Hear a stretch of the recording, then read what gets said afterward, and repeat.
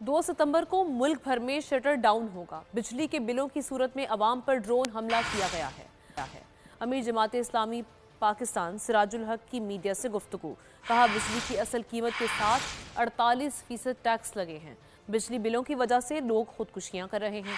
महकमा बिजली के साथ मिलकर बिजली चोरी हो रही है। अफसरान 200 अरब रुपए बिजली के खा जाते हैं। जुल्म और जबर के खिलाफ, इस जालिमाना फैसलों के खिलाफ, लोगों की जेबों पर डाका डालने के इस वारदात के खिलाफ 2 सितंबर को पूरे मुल्क में इंशाअल्लाह ताला हड़ताल होगी, शटर डाउन होगा। हम नहीं मानते हैं कि चोरी IMF की हो, हाथ हुक्मरानों के और गर्दन आवाम के। जो पैसा इन्होंने आवाम के जेबों से लूटा है वो वापस नहीं किया और कीमतों में कमी नहीं लाई, तो हमारी ये तहरीक इंशाअल्लाह ताला जारी रहेगी।